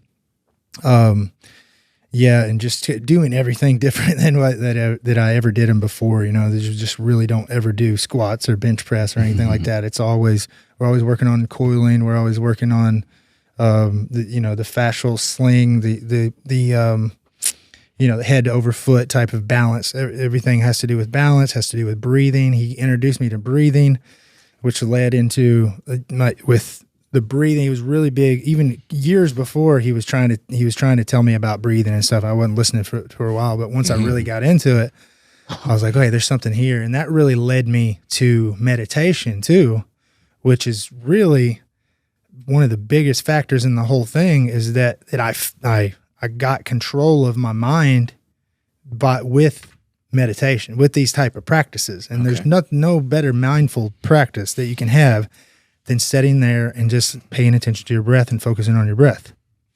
That's like the ultimate, mindfulness. I mean, it's like focusing on your concentration. Because I mean, honestly, if I was to, my backstory doesn't even matter that much. It's like I was, I had ADD and was dyslexic, and they said I had learning disabilities, and I was a hyper little kid. I was a chubby little kid, and man, none of that really even matters. It's like, I think it's the overall. A lot of people have this fast mind, you know what I mean? And it's a trait that is in successful people a lot of times, So like learning how to slow down your mind has just taught me so much, because once I slow down, it's almost like you can see everything so much more clearly, And I'm probably not telling you guys something you don't know, but I talk to people a lot about breathing and meditating a lot, and it's like they don't really get it. And I'm like, man, you don't really realize how much you're leaving on the table. You can change into a totally different person. You're not going to, it's almost like everyone has all the neuroscience and how to do these things and these hacks and whatnot, but you can't implement that software really until you clear out. I'm just coming up with a random analogy. It's like you have to clear out the hard drive, and it needs to be a blank space, and then you can install new software into it. And that's one of the ways to do that is by meditation. I didn't even really know what it was until I got into the breathing, and I realized in a breath work session, after you get 20 minutes into it or whatever, I'm like, oh, what's happening? I'm like, oh, I'm not thinking now. I'm just watching this light, and I'm starting to go deeper into it, and it's like a feeling, And up until then, I never experienced it, because I guess, since I was a kid, I'm just all the time in my head. So that was probably my biggest obstacle, was getting out of my head. And, I have to give props to Movement Doc. He set me on that path, and introduced me to all that stuff. Question about, first off, because there's so much here, but when it comes to your breathing and your performance, what did Robbie help you understand about how to breathe when you perform that had an effect on the way you fought, the way you breathe when fighting? What did you notice? Oh, shoot. Yeah, I was doing it all wrong. Okay. I mean, just paying attention to nasal breathing instead of mouth breathing. I mean, it's the... Yes. I mean, it's this. Yes. Yeah, it's like the simplest thing that's even hard to admit sometimes. But it's like, I was breathing out my mouth. You got me breathing out my nose. What else do you want me to say? I mean, it makes a huge difference. Well, it's hard to adopt, and so you try it, and you're like, he's full of shit. This sucks. Yes, it's hard at first. You have to, yeah, and you'll get. Well, I have the deviated septum, and I can't get through there. I'm like, you gotta open it up, man. You gotta practice. You gotta breathe harder and make a hole through there. So, that was the beginning. It was like, let's breathe through your nose. And I'm like, I can't. And it was like, let's just keep practicing. Keep practicing breathing through your nose. And even with your deviated septum, you made it work. Yes. Yeah, because I was a person that was like, I have a deviated septum. It won't go through this side. Mm-hmm. And then I noticed as I practice, I was like, and Robbie, he's done this with several things. He was like, trust me, lean into that. It hurts. It feels like it's not working. It's just slow. He said, months down the road, that you're going to be able to breathe. And I was just like, Robbie. I tested it, and then I was able to breathe through my nose. And it's also, there's a skill. There's a way that you use the muscles in your nose and kind of flare your nose, but not like that, but just kind of softly. You can do it too hard to where you suck your own nose. Exactly. Like, I say, well, when someone will try to prove, someone will try to prove to you that they have a deviated septum. They're like, I can't do this or that, whatever. My excuse is the deviated septum. What they'll do is they'll take a deep breath in their nose like this. Yeah. I'm like, dude, you're doing it too hard. Yeah, no one can breathe like that. No one. You're closing it up. You're sucking it closed. Like, relax and just Breathe softly. Yes, exactly. So it's kind of a silly thing, but that's the biggest game changer. Then you start to notice more things. You get more advanced at it, just like anything else. Take the breath work, get more advanced at it. That led me into the meditation. Just keep getting more advanced in it, and it's like, yeah, I'm far past the beginning stages of that. What does meditation look like for you? I've learned that it's almost like an all day practice for me now. So I do it every chance that I can. And also it's some people maybe not, they don't know it. Maybe they don't need it, or they don't know that they need it, but some people do need it more. There's a spectrum. Obviously, it's like anything else. Some people are just going to need to meditate a lot to fix you. You know what I'm saying? Mm-hmm. And you need to do it all. And I'm one of those people. Like I have to, if I stop doing it for a while, I'll start to resort back, and my mind starts to resort back into just racing. Like, oh, shoot, I have that. I need to get my mind clear again. I want to get. There was a game changer type of day that happened for me when I remember exactly where I was stepping out of my shower. I was living in my camp. I lived in a camper for a while when I went to this whole. When I told you I stopped drinking and stuff. I sold my house, sold my business, everything. I need to prepare to just focus on this and not care about money for a while. So I downsized everything. I'm going to live out the camper. I went into monk mode. I went into the desert. I did the whole thing, psychedelics, all the stuff. And so in this time period when I'm starting to learn this, I step out of the shower and for a moment, I was like, man, no thoughts. What's going on? This is weird. Wow. Is this how normal people are? I'm like, what's going on here? And I'm like, oh, that's it. And I've always used that since then. I'm going to get, try to stay there or back to that. I find myself racing thoughts, or I'm a little, off or whatever. I'm like, you can just stop and just kind of test where you are. And you're not going to know what I'm talking about until you start to get into it. And so just like the nasal breathing thing, you tell someone to meditate, they're like, I tried that before, but then I can't concentrate. I'm like, that is the point. You need to meditate because you can't concentrate. So you sit there and you try to not think. It's a very simple concept, but trust me, it's very easy. All you do is you sit there and you don't think. That's it. And now that since you can think, or since you start to have thoughts, you realize that there's something to work on. Because if I tell you to put your hand in your pocket and leave it in there, you can leave it in there. If your hand pops out of the pocket, something's wrong, and you're trying to keep it in. You understand what I'm saying? Mm-hmm, mm-hmm. So the same thing's happening here. I'm like, don't think. There's a thought right there. Bam, something's wrong. I need to be able to say, I need to be able to command a blank slate. And if you can't do that, you have room to grow. I don't think I can do that. That's what I'm saying. I don't think anybody can quite do that, but it's literally the practice of it. It's the bouncing back and forth. It's just like anything else. It's that struggle, but it's so easy to create it in your mind. It's so easy. Just try not to think, and you just struggle. You like anything else. You lifting weights. If there's no struggle, you're not going to do anything. It has to be kind of heavy. It has to be kind of hard. There's got to be some kind of stress to grow. Mm-hmm. It's very simple. In your mind, try not to think. And then when the thought comes, just let it pass. Get back to not thinking. And like that. And you're focusing on your breathing? Or there's different, there's hacks, okay? Okay. If you're just starting out, it's going to be so hard.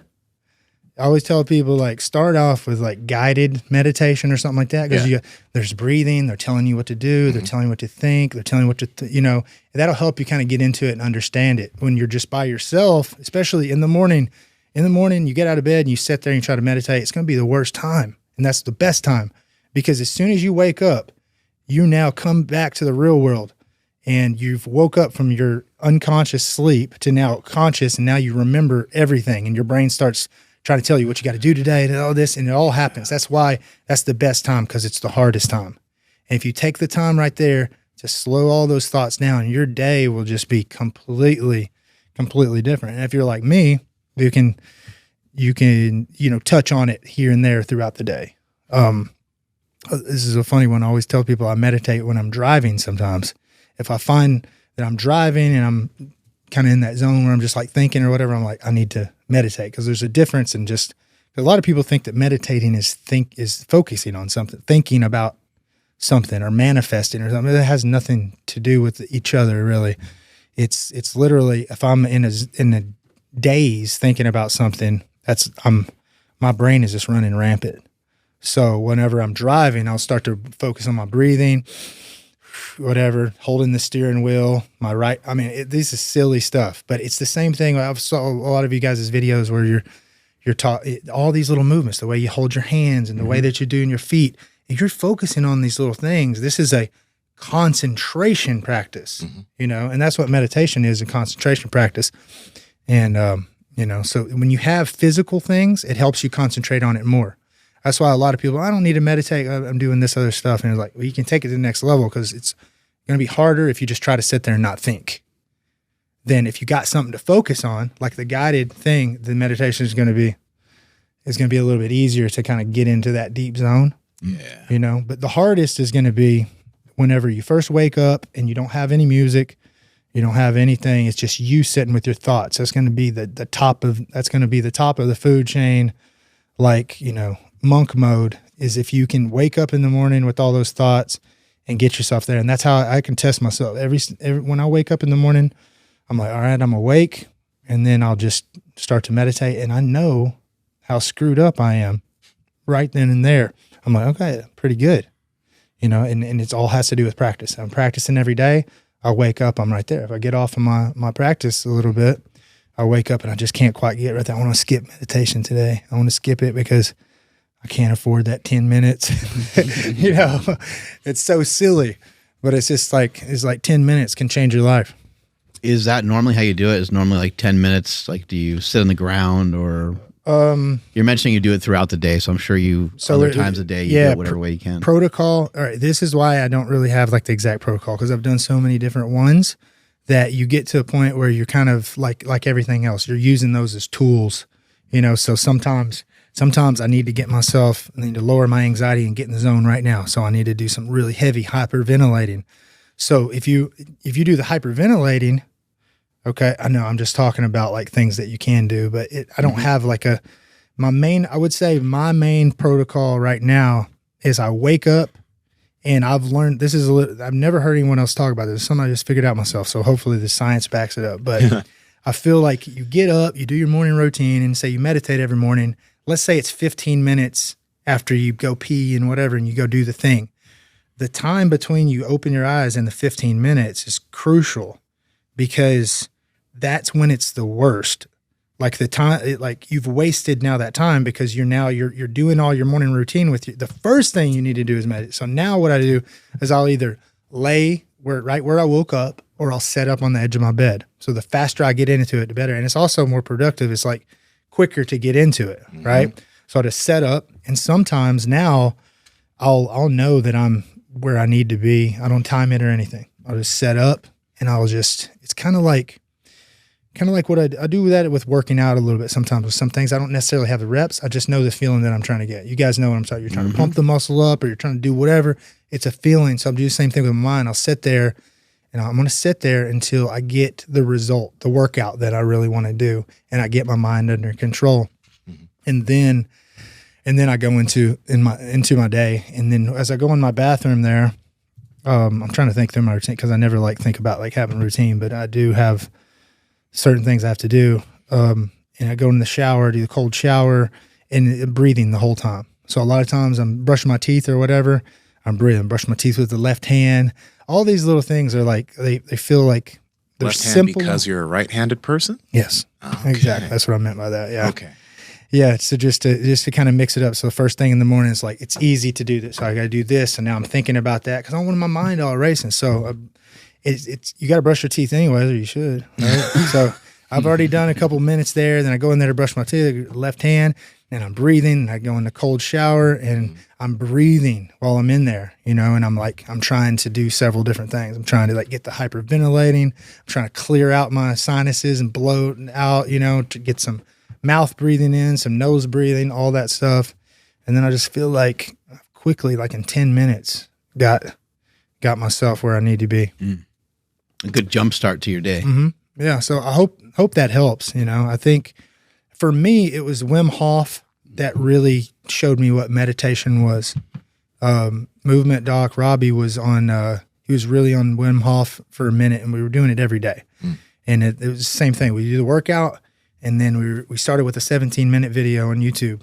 And it was like, man, we were always thinking like, we need to do this. So we got to do it. 17 minutes. It's just 17 minutes, right? But once you start doing that consistently over and over, you really start building on it. That's what really taught me everything, because the Wim Hof is really heavy hyperventilating. And so if you can't meditate, then you need more breathing. You know what I mean? You need the guided helps, but probably anything else, or more than anything else, it is breathing. The more that you can get yourself, or you could even do it sprinting. If you're in a park or whatever and just sprint across the park and get yourself really tired and then lay down right then, you'll realize it's easier to understand what's happening with your mind. Does that make sense? It does. Lots of breathing helps you, you know. So after at the end of the 17-minute Wim Hof, if it's enough for you, some people, at first I couldn't really, my first couple times doing it, I couldn't get anywhere with 17 minutes. I would just get through it and I'm like, oh, nothing really happened, you know, but you get better at it. And, you know, then you get where you can, in 17 or 20 minutes, you can really get into a deep state, change your state of consciousness. Yeah. And, you know, completely, you're not thinking about random things. For myself, I haven't really messed around with like meditating for like longer periods of time, anything longer than like 10 minutes or so. Mm-hmm. So I should probably try a little longer and see how that feels. But something that's been helpful to me is when those thoughts come in, when I am starting to think about stuff, I kind of think of it like a computer screen, and I think about like swiping it and just, you know, throwing it off the screen, and then now the screen's blank again. And I kind of just think that way in my head. And then sometimes what also will help is to, if I start to think about or focus on my breathing a little bit, next thing you know, like maybe a couple minutes later, I feel like I'm thoughtless, you know, for a little bit. So it's helped me a ton too. I try to recommend it to people, but you know, I think people need to like come to it or find it kind of in their own way on their own time. That's it.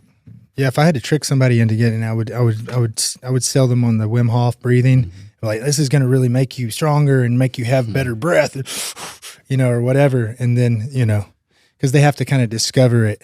Yeah. And then you're like, okay, breathe. And then, you know, actually, me and Robbie were, one day after we were doing it, we were like, man, did you ever see this like little purple dot? You know, and they're like, yeah, I saw that too. Oh my gosh. And then you go to Reddit or whatever, and it's like, oh, the purple eye. Mm-hmm. I'm like, what? This is real? You can actually go into a different dimension or whatever. It's like this guy. Yeah. But I'll talk about it in a second. But it's literally in that purple eye is what I'm talking about. Is like when I close my eye, I take about a minute or two and I don't start to see a purple eye, then my mind isn't where it needs to be. It's going to take me a couple days to get back where I can automatically access that deep area. Does it look like an eye or is it like a dot? Well, it's not like they call it the eye, but it looks like a. Yeah, it's kind of, well, you know, it starts out for me. I can only say my own experience, but I've actually seen, if you look into like meditation, sometimes they use it in their logo or in their graphics or something. I'm like, there it is. That's what I see. But it's like it'll start off as just kind of like a blurry little purple kind of fuzzy dot, and it will actually start to get more defined. And as you go deeper into it, it turns into other things because you're basically dreaming in a way, consciously. You've heard of lucid dreaming? Yes.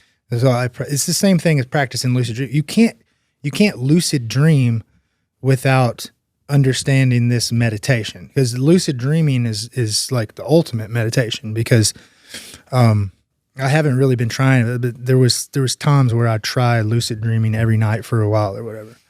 And just because I was like, and that would be cool to be able to control my dreams. Yeah. Mm-hmm. And I've had it happen a few times where I start to fall asleep at night, but then, you know, ended up just falling asleep, and then I wake up in the morning or while I'm meditating. But that's the idea, is lucid dreaming is you're conscious in the dream.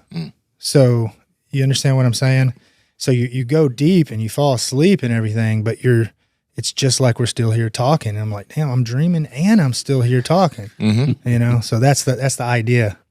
I think that's the ultimate. That's the next level. Next time we talk, I'm gonna be like, yeah, I mastered that. So let's say that you've already gotten your blood work done with Merrick Health. You've gotten the right supplementation. You've handled your nutrition. But how about the people close to you? How about the people in your life? Recently, I had my mom get her blood work done with Merrick Health, and she's gotten her blood work done many times in the past.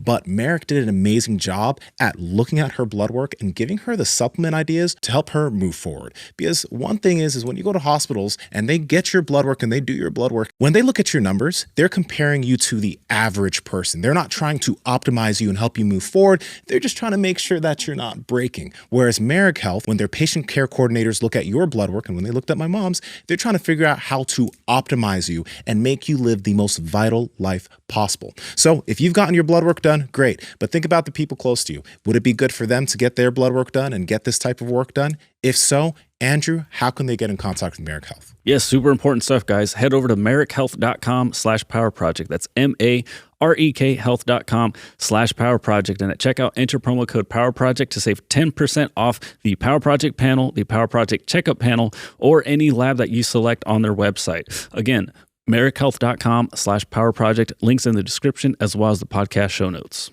Quick question about what you see. Do you mainly see that stuff when you're doing the Wim Hof type breathing, when you're doing the normal meditation with normal breathing, or both? The more you breathe, the more that you're going to get deeper, for sure. Yeah. So when you say the more you breathe, the more that you incorporate breathing. Okay. So if you're focusing on your breathing, you're going to get deeper into it. Okay. You breathe harder, you're going to get deeper into it. Okay. The more breathing.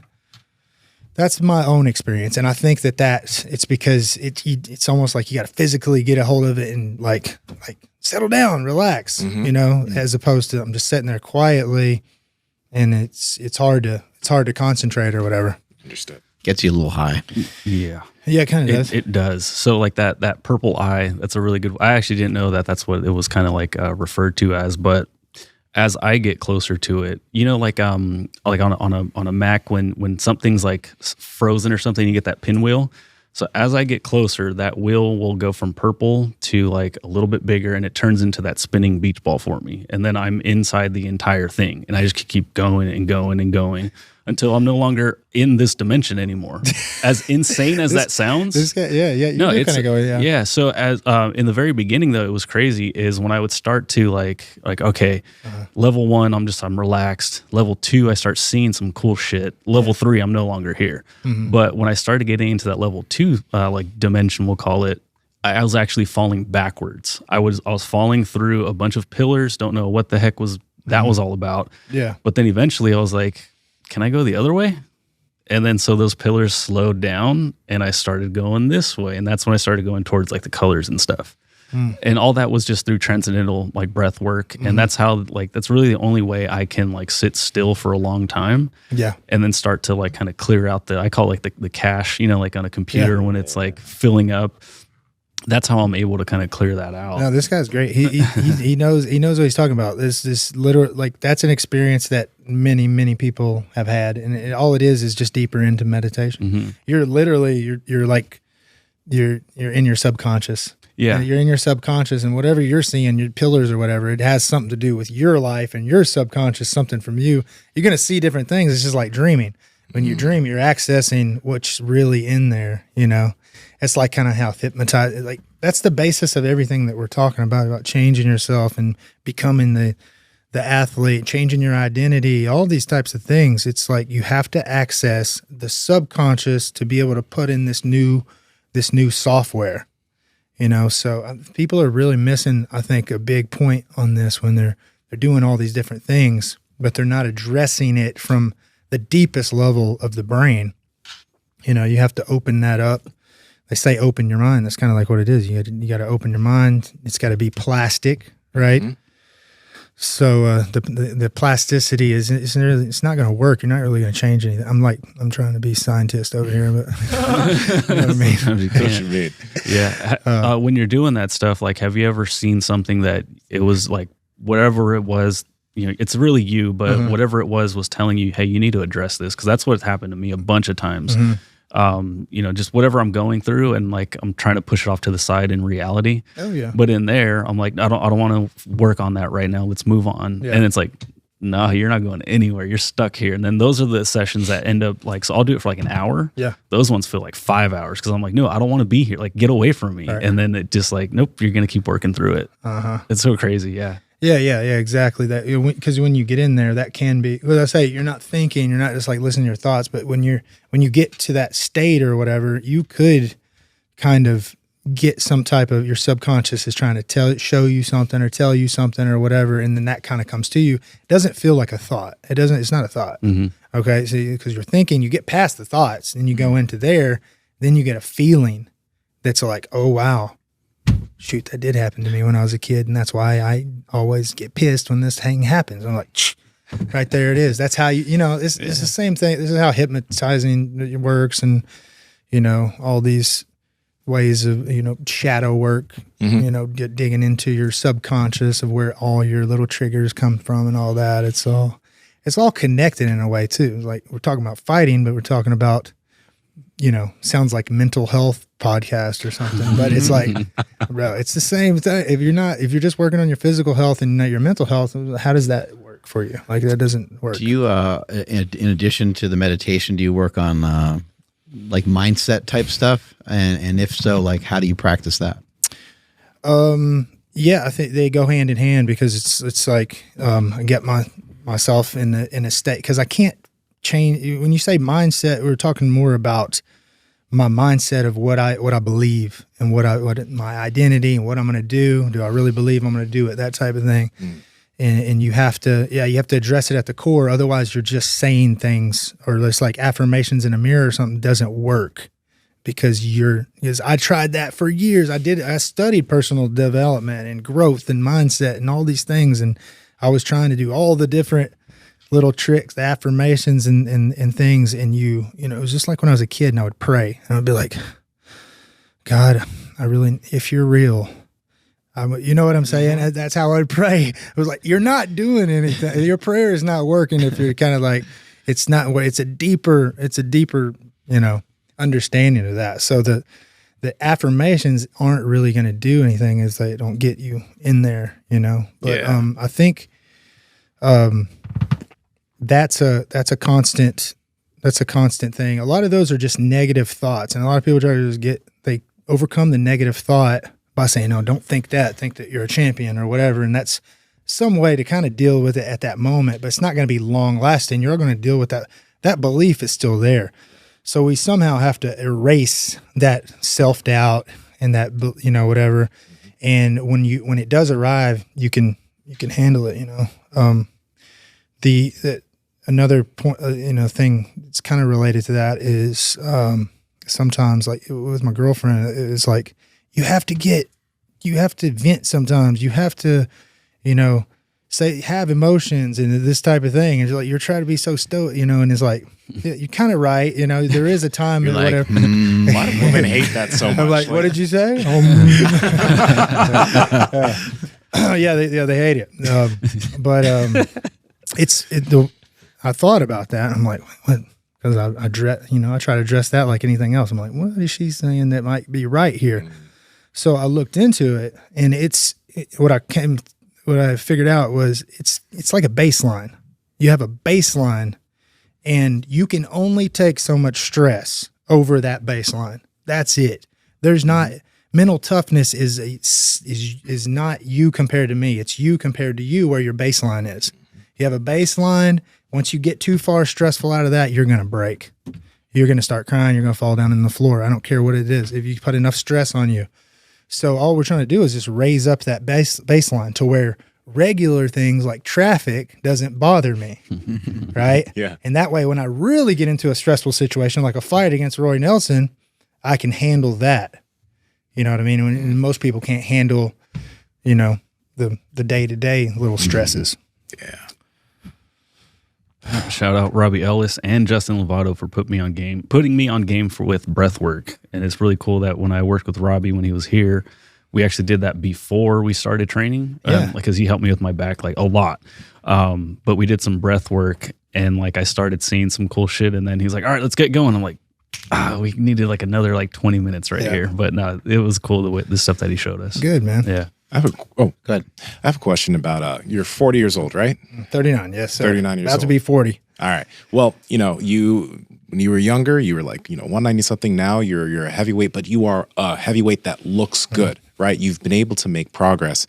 And I'm curious, like at 39, 40, how do you, like you mentioned that you look for different measures of progress earlier in the podcast. You're like, I still find wins. I'm still making progress. I didn't think I could. Yeah. So I think some people think like after 30, it's downhill.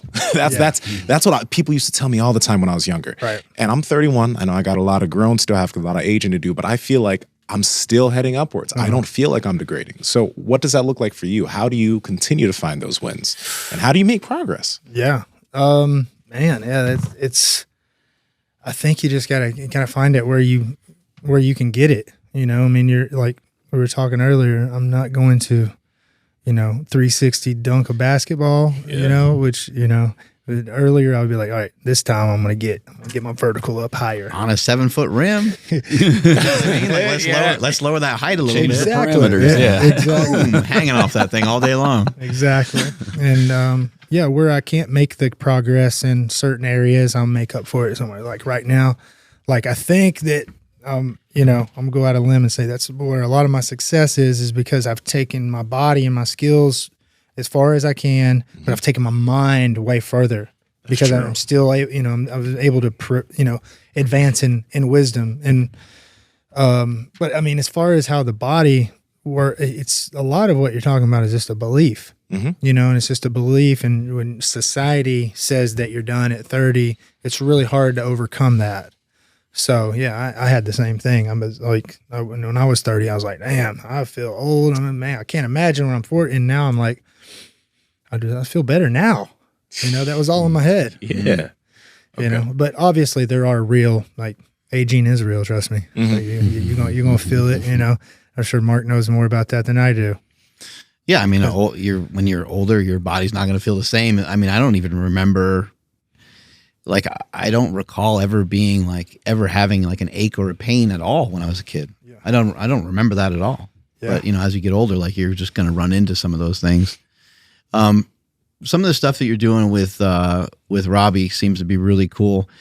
Is he trying to, in some of your training that you're doing, is he trying to help build your mindset too by having you do things that are challenging, but you're able to do them and accomplish them, and then you build confidence from there? Because you're already so proficient as a fighter. So when it comes to most of that stuff, I'm sure you could pick a lot of that stuff up.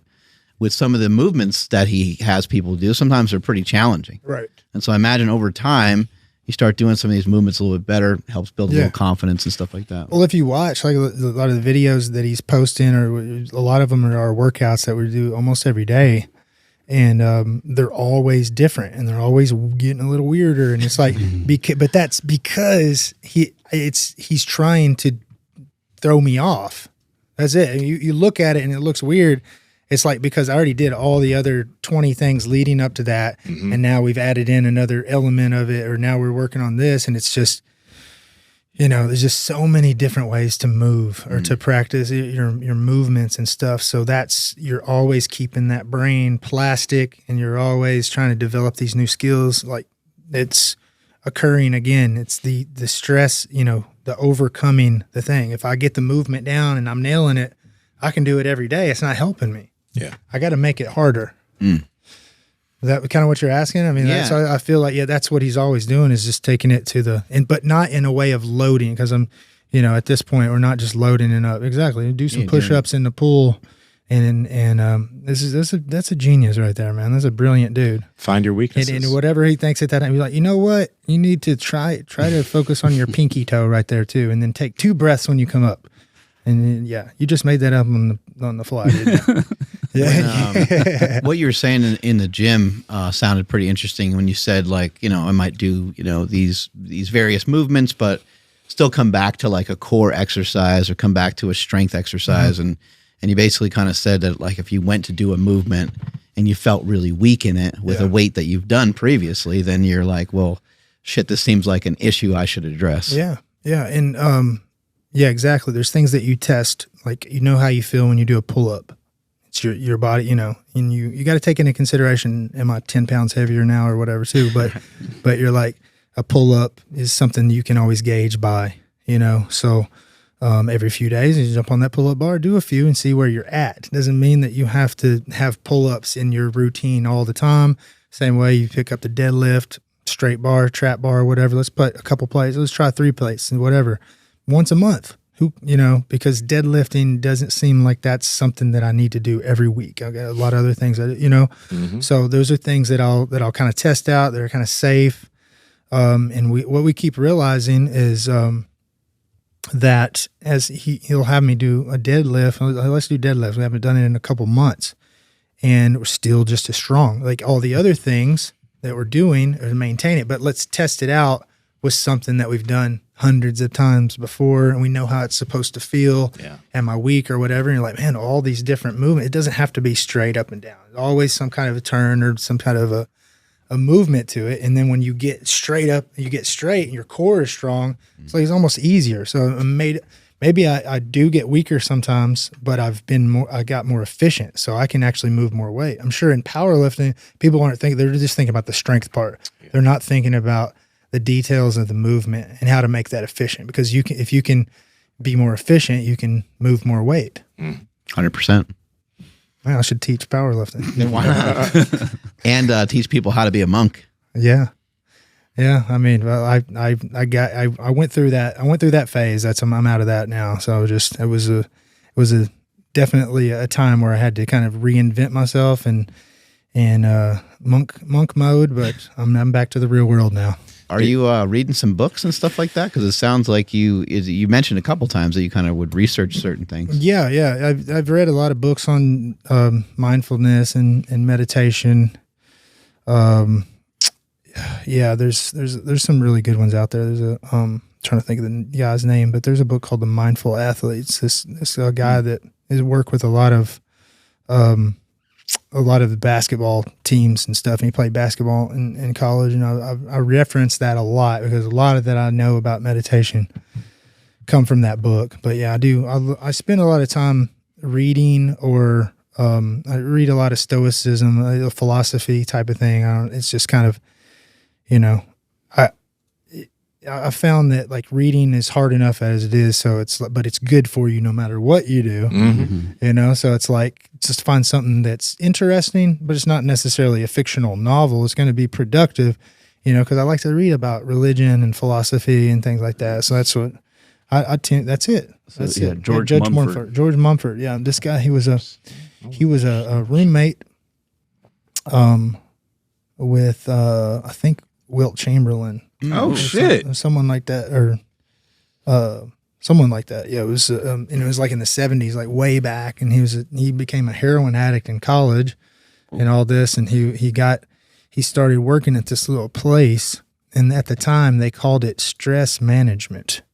I think what they used to call mindfulness stress management. Yeah, it's the same thing. It's literally the same. Yeah. It's a continuation of the study, but I learned that from that book. He's like, we used to call it stress management, and now it's called mindfulness. That makes a lot of sense. That would help a lot of people out if they just knew how all this is related, Yeah, being able to manage stress. I kind of use the analogy of like being able to sprawl. If you just have some basic understanding of how to sprawl, then maybe life doesn't take you down so easy. Yes. So you sprawl against the stress of life, and so not a crazy capacity that someone might need. You don't have to be able to, handle yourself against every single opponent all the time. But if you can handle the small stuff, there's gonna be more room for you to handle the big stuff. Yeah, exactly. It sounds like we're saying the exact same thing. Mm-hmm. Yep. Thank you so much for your time today. Where can people find you? Just social media. It's pretty, Could we talk about the upcoming fight by any chance? Oh, yeah. JDS. March 2nd in Orlando. I'm going to fight for the Game Bred belt. It's the first heavyweight belt. Yeah, man. It's it's been fun. Yeah, it's a continuation of what I've been doing. But are we trying to wrap it up? No, go ahead. By all means. Okay. So it's a big deal. And one thing I did want to mention on this is that something that's really on my mind a lot lately is how something I've recently kind of struggled with is that after I accomplished a lot of the, accomplished like the bare knuckle belt, just because I set that vision a few years ago. Once I got it, it was almost like all my work on my mind was just like, I would just shoot down because I'm like, what's the deal? Oh, you got to set a new goal. I see it more clear than ever before. So it's like, and that was almost my point earlier when I was talking about my background, is how it doesn't really even matter that much, because the point is that any time in my life when I didn't have something that I was focused on, that's when everything was messed up. So that's what I've learned. Like a huge takeaway is that you have to have something, and it has to fit you and your potential. It has to be a little, and it needs to be a little bit outside. Everyone has their thing, whether maybe it's just somebody wants to make it to brown belt in jiu-jitsu like you, but for you, that's not, you want to go past that. Oh, yeah. Right. So it's like, for them though, it might be impossible, and that's the right thing for them, because it needs to be like a little bit impossible. So that's kind of where I am now with this JDS thing. I'm like, okay, I got to win this belt, and then I got to figure out the next kind of impossible thing to do, So March 2nd. Sick. This is the picture you're talking about, right, Nsima? Yeah, this is a Diablo 3 monk. And when we were just talking about the monk, I was like, this is your Halloween costume, Doc. That's it. That'd be sick if somebody Jacked as fuck, too. Yeah, somebody just put your facial features right there. What are maybe 2 or 3 things that Junior Dos Santos is really good at? Junior, he's a good boxer. He has a good jab. He uses his right hand crafty, so he can go up, over, straight down the middle, and he kind of keeps it there. Use the jab, I'm going to learn a lot more about him. But I mean, I already know so much about him, and a couple fights ago, I started kind of talking about my opponents, like on podcasts and stuff. And I'm like realizing that, man, I'm just going to tell you what I know about him, because like I know what you can do. They're going to do it. I mean, yeah, I know what you're going to do. It does it matter? Maybe that he knows I know what I'm going to do. He's going to train harder, but I doubt it, But I'm picking you apart, Junior. I know there are a couple little mistakes that he could fix that I wouldn't say. Okay. But I mean, everybody knows he's got the jab. He kind of moves around. He's got to be expecting me to come inside. But I think it almost makes the game more interesting if I can kind of tell you some things I'm going to do, because then I can manipulate it. I can lie to you and tell you what I'm going to do, and then throw you off. Like I'm going to take you down, but then you're training for the takedown, but I come up top. Yep. But so there's a couple things to think about, Junior. What's it like winning a championship belt? Because you won one previously. Like Yeah. I'm just picturing, like if I won one, I would go downtown Sacramento and just like walk around with it on my shoulder for a little while. Maybe have a couple bodyguards with me or something. Yeah. Make my own parade, I guess. Yeah, I tried to embrace that a little bit, because that's what everybody wanted me to do, and that's what my son. Yeah. I let my son walk around with it on. Yeah. He felt like my dad's a champ. That's amazing. He had it on for a couple of days, and he's not a little kid. He's 12 years old. Yeah, man, it was definitely something as a fighter, doing it as long as I have. This is the one, even though I won a couple belts before, but nothing like where I could say this is a legitimate world championship, So it's just kind of surreal to accomplish your goals. And I think since it was such an accomplishment, I was like, man, I made this vision, I made it happen. Then, automatically after that, I started feeling that feeling where I'm like, man, I got to figure out something else to do to keep going. Again, thank you for your time. Appreciate it, man. Thank you guys. It was a blast. It was a good combo. Strength is never weakness. Weakness is never strength. Catch you guys later. Bye. Awesome. That was great. Dude, that was fucking awesome. This episode of Alan Belcher, man, amazing. Amazing. And another episode that was pretty amazing was with Sean Baker, the godfather of carnivore. It's World Carnivore Month, and we talked a lot about cholesterol and all things carnivore in this episode. So click it and check it out, because you're going to learn a lot.